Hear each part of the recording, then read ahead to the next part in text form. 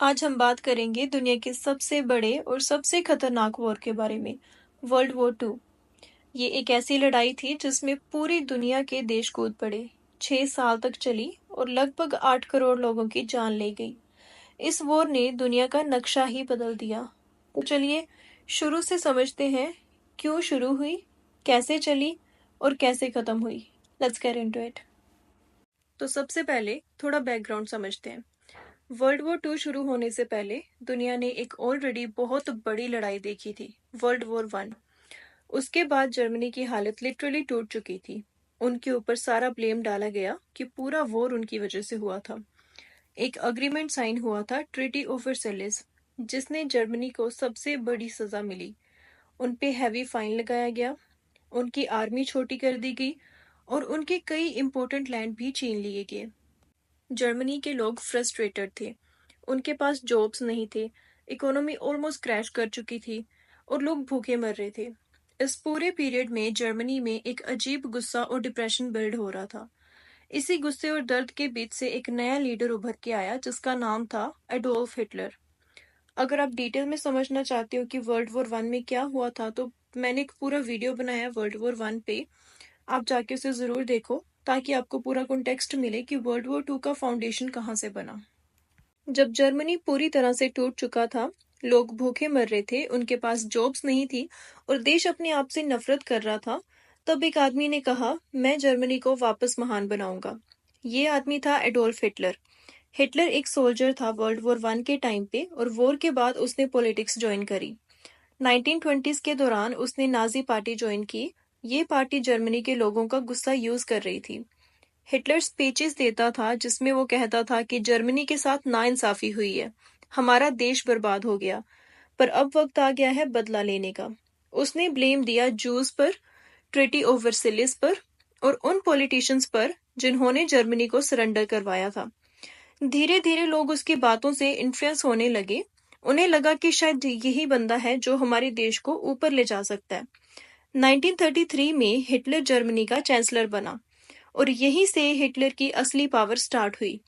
उसने dictatorship establish कर ली, media control, opposition band और एक ऐसी आर्मी क्रिएट करी जो सिर्फ और सिर्फ उसी के लिए लॉयल थी, एसएस और गेस्टापो। जर्मनी में एक ही आवाज रह गई थी, हिटलर की। हिटलर जब जर्मनी का चांसलर बना तो उसने सीधा एक मिशन पे काम करना शुरू किया, जर्मनी को वापस स्ट्रॉन्ग बनाना। उसके दिमाग में क्लियरली एक प्लान था। ट्रीटी ऑफ वर्साइलेस ने जो भी रूल्स बनाए थे, हिटलर उनको तोड़ने वाला था। पहला रूल था कि जर्मनी अपनी आर्मी एक्सपैंड नहीं कर सकता। हिटलर ने चुपचाप आर्मी बढ़ानी शुरू कर दी। प्लेन्स, टैंक्स और नए वेपन्स सीक्रेटली बनने लगे। फिर उसने जर्मनी का लॉस्ट लैंड वापस लेना स्टार्ट किया। ये सब बिल्कुल इलीगल था, पर उसने ओपनली कहा कि मुझे जर्मनी को प्रोटेक्ट करना है। 1936 में उसने सबसे पहला बोल्ड मूव किया, राइनलैंड पर फिर से कब्जा कर लिया। ट्रीटी के हिसाब से वहां जर्मनी की आर्मी नहीं जा सकती थी, बट हिटलर ने रिस्क लिया और इंटरेस्टिंग बात यह है कि ब्रिटेन और फ्रांस ने भी कुछ नहीं बोला। हिटलर को यहाँ पे एक सिग्नल मिला कि अगर वो रूल्स तोड़ेगा तो शायद उसे कोई रोकेगा नहीं। और फिर आया 1938। हिटलर ने अपना अगला स्टेप लिया, ऑस्ट्रिया को जर्मनी के साथ मिला दिया। इस पूरे प्रोसेस को बोला जाता है एंसलूस। वॉर के बिना पूरा ऑस्ट्रिया जर्मनी का पार्ट बन गया। फिर हिटलर की नजर गई चेकोस्लोवाकिया पर। उसने बोला कि इसका एक रीजन सडेनटेनलैंड तो जर्मनी का है, क्योंकि उस पे जर्मनी के लोग रहते हैं। ब्रिटेन और फ्रांस फिर से डर गए कि कहीं वर्ल्ड वॉर दोबारा ना शुरू हो जाए, तो उन्होंने हिटलर को सडेनटेनलैंड दे दिया बिना किसी फाइट के। उन्होंने सोचा कि अगर थोड़ी टेरिटरी दे देंगे तो शायद हिटलर शांत हो जाएगा। लेकिन हिटलर रुकने वाला नहीं था। हिटलर का असली गोल था पूरे यूरोप पे कब्जा। और फाइनली 1 सितंबर 1939 हिटलर ने पोलैंड पे अटैक कर दिया। जर्मन टैंक्स, प्लेन्स और आर्मी ने पोलैंड को 360 डिग्री से घेर लिया और उसके सिर्फ 2 दिन बाद ब्रिटेन और फ्रांस ने जर्मनी के अगेंस्ट वॉर डिक्लेयर कर दिया। और यही मोमेंट था जब वर्ल्ड वॉर टू का ऑफिशियली स्टार्ट हुआ। जब हिटलर ने पोलैंड पे अटैक किया, उसने सिर्फ एक वॉर स्टार्ट नहीं की, उसने दुनिया को दिखाया एक नया तरीका वॉर जीतने का। इस न्यू स्ट्रेटेजी का नाम था ब्लिट्जक्रीग, जिसका मतलब है लाइटनिंग वॉर। और ये एकदम फास्ट और शॉक देने वाला अटैक होता था। पहले दुश्मन पर एयरफोर्स से सडन बॉम्बिंग, फिर तुरंत टैंक्स भेजे जाते थे और फिर सोल्जर्स ग्राउंड पे घुस जाते थे। मतलब पहले कंफ्यूज करो, फिर तोड़ दो और फिर उसके बाद पूरी तरह से कब्जा कर लो। दुश्मन को सोचने का टाइम ही नहीं मिलता था। पोलैंड को हिटलर ने सिर्फ कुछ ही दिनों में हरा दिया और उसके बाद जर्मनी ने रुकने का नाम ही नहीं लिया। 1940 तक हिटलर ने ये सब कंट्रीज पर अटैक कर दिया था। डेनमार्क और नॉर्वे, ताकि नॉर्थ का कंट्रोल उसके पास हो। नीदरलैंड्स एंड बेल्जियम, ताकि जर्मनी इजीली फ्रांस तक पहुंच सके। और फिर सबसे बड़ा शौक, फ्रांस। फ्रांस तब तक एक स्ट्रॉन्ग पावर माना जाता था। लोगों को लगता था कि अगर कोई हिटलर को रोक सकता है तो वो फ्रांस होगा। लेकिन ब्लिट्जक्रीग ने यहाँ भी अपना कमाल दिखाया। जर्मनी ने जंगलों और पहाड़ों के रास्ते से हमला किया। यहाँ फ्रांस रेडी ही नहीं था। सिर्फ 6 हफ्तों में फ्रांस हार गया। पेरिस, जो यूरोप का एक प्राउड सिटी था, वहां हिटलर की आर्मी ने परेड निकाला। फ्रेंच और ब्रिटिश आर्मी को इतनी जल्दी पीछे हटना पड़ा कि कुछ लोग तो अपना सामान भी नहीं ले पाए। हिटलर ने फ्रांस का एक बड़ा पार्ट डायरेक्टली कंट्रोल किया और बाकी का हिस्सा एक पपेट गवर्नमेंट को दे दिया, जिसे बोला गया विची फ्रांस। अब ऑलमोस्ट पूरा यूरोप हिटलर के कब्जे में था। सब कंट्रीज या तो हार चुकी थी और या फिर हिटलर के साथ मिल गई। अब सिर्फ एक बड़ी कंट्री बची थी, ब्रिटेन। हिटलर के सामने अब यूरोप में कोई बड़ा चैलेंज नहीं था और लोग सच में सोचने लगे कि क्या हिटलर सच में पूरा यूरोप ले लेगा। हिटलर ने सोचा कि अब ब्रिटेन को भी तोड़ देना इजी होगा। उसने प्लान बनाया कि पहले एयरफोर्स से अटैक करके सिटीज को उड़ा देंगे और फिर लोग डर जाएंगे और ब्रिटिश नेचुरली सरेंडर कर देगा। इस पूरे एयर अटैक को बोला गया बैटल ऑफ ब्रिटेन। 1940 में जर्मनी ने अपने फाइटर प्लेन्स भेजने स्टार्ट किए। ब्रिटेन पे दिन रात बॉम्बिंग होने लगी। लंदन, बर्मिंघम, मैनचेस्टर, हर जगह बॉम्ब शेल्टर्स में लोग छुपने लगे। हिटलर का प्लान सिंपल था। लोग थक जाएंगे, गवर्नमेंट प्रेशर में आएगी और ब्रिटेन घुटने टेक देगा। लेकिन ब्रिटेन ने गिव अप नहीं किया। ब्रिटिश एयरफोर्स, जिसे बोला जाता है रॉयल एयरफोर्स, उन्होंने जर्मनी के प्लेन्स का सॉलिड जवाब दिया। ब्रिटेन के पास एक एडवांटेज था, रडार टेक्नोलॉजी। वो पहले से ही जर्मनी के प्लेन्स डिटेक्ट कर लेते थे और रेडी होते थे काउंटर अटैक के लिए। हिटलर को लगा कि ब्रिटेन इजीली टूट जाएगा, बट रियलिटी में ब्रिटेन ने एक स्ट्रॉन्ग स्टैंड लिया। इस बैटल में पहली बार हिटलर की हार हुई। ब्रिटेन ने प्रूव किया कि हिटलर को रोका जा सकता है। ये था वॉर का पहला टर्निंग पॉइंट। लेकिन सबसे बड़ी गलती हिटलर ने इसके बाद की और वो गलती थी रशिया पे अटैक। 1941 में हिटलर ने यूएसएसआर पे इन्वेड करना शुरू किया। प्लान का नाम था ऑपरेशन बारबरोसा। हिटलर को लगता था कि रशिया वीक है, कि उनकी आर्मी आउटडेटेड है और कम्युनिस्ट लीडरशिप भी कंफ्यूज्ड है। उसने सोचा कि कुछ महीनों में वो मॉस्को ले लेगा। अब जर्मनी ने ह्यूज आर्मी भेजी, लाखों सोल्जर्स, टैंक्स, एयरक्राफ्ट्स, सब कुछ भेजा और शुरुआत में वो काफी आगे भी था। उसने काफी एरियाज को, रशियन एरियाज को कैप्चर भी कर लिया। लेकिन प्रॉब्लम वही हुआ जो हिस्ट्री में होता आया है, रशिया का वेदर। हिटलर की आर्मी गर्मी के कपड़ों में थी, लेकिन अक्टूबर के बाद ठंड इतनी ज्यादा बढ़ गई कि टैंक्स जो थे वो स्नो में अटक गए, रोड्स जो थे वो जाम हो गई और फ्यूल और सप्लाई पूरी तरह से कट हो गई और सारे सोल्जर्स लिटरली फ्रीज होने लगे। थाउजेंड्स ऑफ जर्मन सोल्जर्स मर गए बिना किसी फाइट के। और इसी मोमेंट पे रशियन आर्मी ने काउंटर अटैक स्टार्ट किया। जर्मनी की आर्मी को पीछे हटना पड़ा। अब पहली बार वर्ल्ड वॉर 2 में ऐसा हुआ कि हिटलर की आर्मी डिफेंड कर रही थी। हिटलर का प्लान फेल हो चुका था। अब वो 2 फ्रंट वॉर में फंस गया, ईस्ट में रशिया और वेस्ट में ब्रिटेन। इस मोमेंट से दुनिया को होप दिखने लगी। अब लोग कह रहे थे कि शायद हिटलर अनबीटेबल नहीं है और वॉर का टाइड अब बदलना शुरू हुआ। जब वर्ल्ड वॉर 2 शुरू हुआ था, उस वक्त अमेरिका वॉर में ऑफिशियली नहीं था। थोड़ा बहुत सपोर्ट वो ब्रिटेन को दे रहा था, लेकिन खुद उसने फाइट नहीं स्टार्ट की। लेकिन दिसंबर 7, 1941 को सब कुछ बदल गया। जापान ने अमेरिका के मिलिट्री बेस पर्ल हार्बर पे एक सडन अटैक कर दिया। ये अटैक हवाई में हुआ था और इसमें अमेरिका के कई शिप्स डिस्ट्रॉय हो गए और हजारों सोल्जर्स भी मरे। इसके बाद अमेरिका ने ऑफिशियली वॉर डिक्लेयर किया, सबसे पहले जापान के अगेंस्ट और फिर जर्मनी और इटली के अगेंस्ट भी। अब वर्ल्ड वॉर 2 में अमेरिका भी पूरी तरह से घुस गया था। अमेरिका के पास पावरफुल इकोनॉमी थी, ज्यादा रिसोर्सेज थे, एडवांस्ड वेपन्स थे और सबसे बड़ी बात, एक नई एनर्जी थी। अब पिक्चर बदलना शुरू हुआ। 1942 से लेकर 1943 के बाद हिटलर का मोमेंटम टूटने लगा। ईस्ट में रशिया ने जर्मनी को पीछे धकेल दिया और वेस्ट और साउथ से allied forces, Britain and America ने अटैक स्टार्ट किया। पहला बड़ा फ्रंट खुला नॉर्थ अफ्रीका में। वहां जर्मनी और उसका एलाई इटली कंट्रोल में था। अमेरिका और ब्रिटेन ने वहां मिलिट्री ऑपरेशन लॉन्च किए, जिसे बोला गया ऑपरेशन टॉर्च। 1943 तक एलाइज ने नॉर्थ अफ्रीका पूरी तरह से फ्री कर लिया। इसके बाद एलाइज ने प्लान बनाया, अब इटली के थ्रू यूरोप के अंदर घुसना है। मुसोलिनी की इटली ऑलरेडी कमजोर हो चुकी थी। एलाइड फोर्सेस ने सिसिली और फिर मेनलैंड इटली इन्वेड किया। मुसोलिनी को लोगों ने हटा दिया। इटली ने जर्मनी के अगेंस्ट जाके लड़ना शुरू किया। इसके बाद एलाइड लीडर्स ने सबसे बोल्ड और डेंजरस प्लान बनाया कि वो फ्रांस के थ्रू डायरेक्ट यूरोप में एंट्री लेंगे। हिटलर के कंट्रोल में उस वक्त फ्रांस था और उसकी कोस्ट हेवीली प्रोटेक्टेड थी। फिर भी एलाइड फोर्सेस ने डिसाइड किया कि एक मैसिव सरप्राइज अटैक किया जाएगा।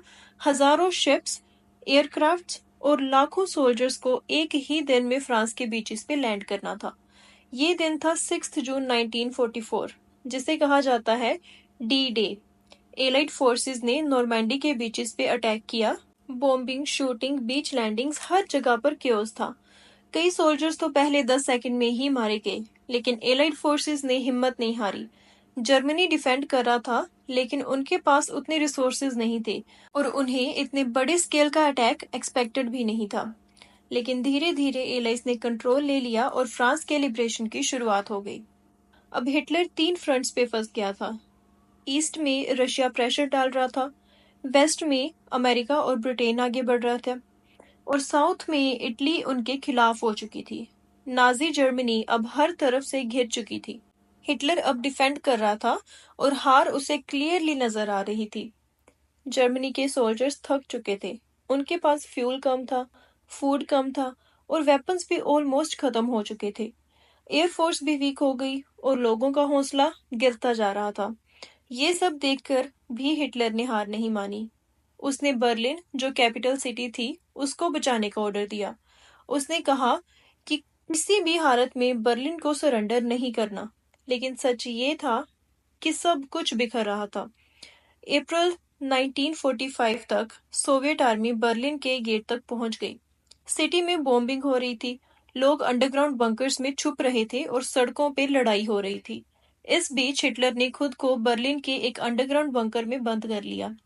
वहां से वो ऑर्डर्स देता गया, पर अब कोई भी उसकी सुन नहीं रहा था। उसके जनरल्स भी उसे बोल रहे थे कि सरेंडर कर दो, लेकिन हिटलर अब भी अपनी दुनिया में जी रहा था और उसे ये लग रहा था कि अब भी शायद सब कुछ पलट सकता है। और फिर 30 अप्रैल 1945 को, जब रशियन आर्मी सिर्फ कुछ ही किलोमीटर दूर थी, हिटलर ने उसी बंकर में सुसाइड कर लिया। उसने साइनाइड लिया और खुद को शूट किया। उसकी बॉडी को तुरंत जला दिया गया ताकि दुश्मन उसकी इंसल्ट न कर सके। हिटलर के मरने के कुछ ही दिनों बाद बर्लिन ऑफिशियली गिर गया। 8 मई 1945 को जर्मनी ने ऑफिशियली सरेंडर किया। इस दिन को बोला जाता है VE day, victory in Europe day. इस दिन के बाद यूरोप में वर्ल्ड वॉर 2 खत्म हो गई, लेकिन पूरी वॉर अब भी खत्म नहीं हुई थी। जापान अब भी फाइट कर रहा था। जापान उस टाइम एक्सिस पावर्स का पार्ट था, जर्मनी और इटली के साथ। जर्मनी और इटली दोनों हार चुके थे, पर जापान ने फाइट करना कंटिन्यू रखा। वो अकेला ही अमेरिका के अगेंस्ट लड़ रहा था। ऐसा क्यों? क्योंकि जापान का उस टाइम एक स्ट्रॉन्ग बिलीफ था कि सरेंडर करना बेइज्जती है, मर जाओ लेकिन हार मत मानो। उनके सोल्जर्स को ट्रेनिंग दी जाती थी कि या तो जीत के आओ या मर जाओ, पर कभी भी सरेंडर मत करना। इवन उनका एम्परर हिरोहितो चाहता था कि वॉर चलता रहे। इस वजह से जापान ने पीस टॉक्स या फिर नेगोशिएशन सब कुछ रिजेक्ट कर दिया। जब यूरोप में हिटलर के खिलाफ बैटल हो रही थी, तब अमेरिका ऑलरेडी पैसिफिक ओशन के आइलैंड्स में जापान से लड़ा था। बैटल्स जैसे कि आइवो जिमा, ओकिनावा, ये सारी बहुत ही ज्यादा ब्रूटल बैटल्स थी। जापान के सोल्जर्स सुसाइड अटैक करते थे, जिसे बोलते थे कामिकाजी अटैक्स।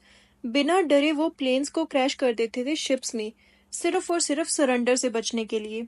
अमेरिका को ये समझ आ गया था कि अगर वो जापान के मेनलैंड पे अटैक करेगा तो कई सोल्जर्स मारे जाएंगे, दोनों ही साइड्स के। अब अमेरिका के पास एक नया वेपन बन चुका था, दुनिया का पहला एटॉमिक बॉम्ब।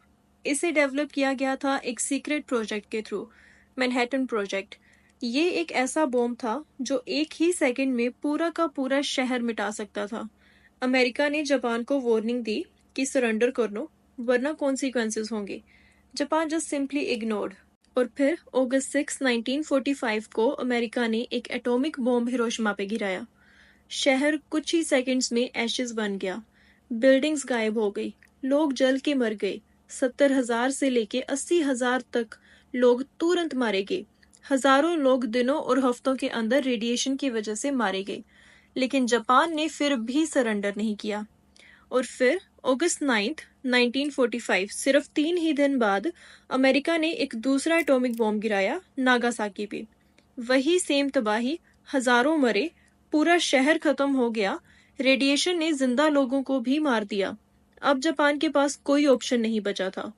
और फिर फाइनली अगस्त 15, 1945 को जापान ने सरेंडर किया। सितंबर 2, 1945 को ऑफिशियली ये सरेंडर साइन हुआ था एक अमेरिकन बैटलशिप पे। और ये था वर्ल्ड वॉर 2 का ऑफिशियली दी एंड। तो ये था वर्ल्ड वॉर 2 का सच। एक ऐसी वॉर जिसने दुनिया का चेहरा ही बदल के रख दिया। 6 साल तक दुनिया जलती रही और आखिर में सिर्फ खामोशी बची। 7 करोड़ लोग मरे, लेकिन हर एक के पीछे एक कहानी थी। बचपन था, माँ बाप थे, सपने थे, और सब कुछ एक ही वॉर ने छीन लिया। इस वॉर ने हमें एक सबक दिया कि साइंस हो, पावर हो या पॉलिटिक्स, जब इंसानियत पीछे छूट जाए तो हर तरफ सिर्फ और सिर्फ बर्बादी होती है। और आज भी अगर हम हिस्ट्री से नहीं सीखेंगे तो कल को फिर से वही गलतियां दोबारा दोहराने में देर नहीं लगेगी। अगर आपको वर्ल्ड वॉर 2 की ये जर्नी इम्पैक्टफुल लगी तो प्लीज वीडियो को लाइक करें, शेयर करें और सब्सक्राइब करना मत भूलें। और अगर आपने वर्ल्ड वॉर 1 का एपिसोड मिस किया है तो प्लीज वो भी जाके देखिए, चैनल पर अवेलेबल है। क्योंकि हिस्ट्री सिर्फ पढ़ने के लिए नहीं होती, समझने के लिए होती है। I'll see you guys in the next video, एक और सच्चाई के साथ, एक और कहानी के साथ। तब तक याद रखिए कि वक्त गुजरता है लेकिन उसके साए कभी नहीं छूटते। Thank you so much for watching.